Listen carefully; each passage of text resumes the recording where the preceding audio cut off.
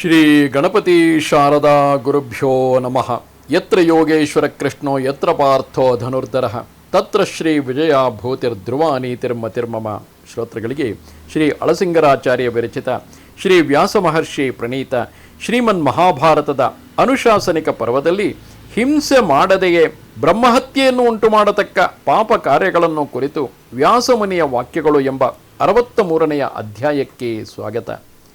ಯುಧಿಷ್ಠಿರನು ಕೇಳುತ್ತಾನೆ, ತಾತ, ಬ್ರಾಹ್ಮಣರಿಗೆ ಹಿಂಸೆ ಅಥವಾ ಕೊಲೆಯನ್ನು ಮಾಡದೆಯೇ ಬ್ರಹ್ಮಹತ್ಯೆಯನ್ನು ತರತಕ್ಕ ಕಾರ್ಯಗಳು ಯಾವುವು ಎಂಬುದನ್ನು ತಿಳಿಸಬೇಕು ಎನ್ನಲು ಭೀಷ್ಮರು ಹೇಳುತ್ತಾರೆ, ರಾಜ, ಹಿಂದೆ ನಾನು ಒಮ್ಮೆ ವ್ಯಾಸಮುನಿಯನ್ನು ಸಂಧಿಸಿದಾಗ ಅವನನ್ನು ಕುರಿತು, ಮುನೀಂದ್ರ, ನೀನು ವಸಿಷ್ಠ ಮುನಿಯಿಂದ 4ನೆಯವನು, ನನಗೆ ಈ ಬ್ರಹ್ಮಹತ್ಯೆಯ ತತ್ವವೇನು ಎಂಬುದನ್ನು ತಿಳಿಸಬೇಕು ಎಂದು ನಿನ್ನಂತೆಯೇ ಪ್ರಶ್ನೆ ಮಾಡಿದೆನು. ಅದಕ್ಕೆ ಆ ವ್ಯಾಸಮುನಿಯು ನನಗೆ ಹೇಳಿದ ಉತ್ತರವನ್ನೇ ಈಗ ನಿನಗೆ ತಿಳಿಸುವೆನು. ಒಬ್ಬ ಬ್ರಾಹ್ಮಣನನ್ನು ತಾನಾಗಿಯೇ ಭಿಕ್ಷೆಗಾಗಿ ಕರೆದು ಅಲ್ಪ ಜೀವನವುಳ್ಳ ಆ ಬ್ರಾಹ್ಮಣನಿಗೆ ಆಮೇಲೆ ಇಲ್ಲವೆಂದು ಹೇಳಿ ಯಾವನು ಕಳುಹಿಸುವನೋ ಅವಂಥವನು ಬ್ರಹ್ಮಹತ್ಯೆ ಮಾಡಿದವನು ಎನಿಸುವನು. ವೇದಾಧ್ಯಯನ ಮಾಡಿದವನಾಗಿ ಸುಖ ದುಃಖಾದಿ ದ್ವಂದ್ವಗಳನ್ನು ತೊರೆದ ಒಬ್ಬ ಬ್ರಾಹ್ಮಣನ ಜೀವನವನ್ನು ಯಾವನು ಕೆಡಿಸುವನೋ ದುರ್ಬುದ್ಧಿಯುಳ್ಳ ಆತನನ್ನು ಬ್ರಹ್ಮಘಾತಿ ಎಂದು ತಿಳಿಯಬೇಕು.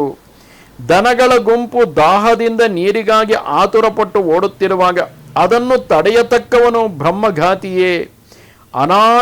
ಅನಾದಿಯಾಗಿ ಬಂದ ವೇದವನ್ನು, ಋಷಿಪ್ರೋಕ್ತವಾದ ಶಾಸ್ತ್ರವನ್ನು ನಿಂದಿಸತಕ್ಕವನು ಬ್ರಹ್ಮಘಾತಿಯೇ. ಒಳ್ಳೆಯ ರೂಪವತಿಯಾಗಿ ಗುಣಾಢ್ಯಳಾದ ತನ್ನ ಮಗಳನ್ನು ಯಾವನು ಅನುರೂಪನಾದ ವರನಿಗೆ ಕೊಟ್ಟು ವಿವಾಹ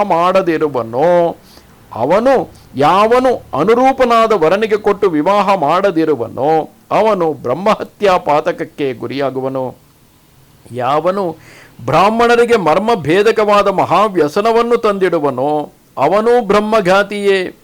ಕಣ್ಣಿಲ್ಲದವರು, ಕಾಲಿಲ್ಲದವರು, ಬುದ್ಧಿ ಸ್ವಾಧೀನವಿಲ್ಲದ ಮಂಕನು, ಇಂಥವರ ಸೊತ್ತನ್ನೆಲ್ಲ ಅಪಹರಿಸತಕ್ಕವನು ಬ್ರಹ್ಮಘಾತಿಯೇ. ಋಷ್ಯಾಶ್ರಮಕ್ಕೂ ಕಾಡಿಗೂ ಗ್ರಾಮಕ್ಕೂ ನಗರಕ್ಕೂ ಬೆಂಕಿಯನ್ನು ಇಡತಕ್ಕವನು ಬ್ರಹ್ಮಘಾತಿಯೇ ಎಂದು ತಿಳಿಯಬೇಕು ಎಂದನು.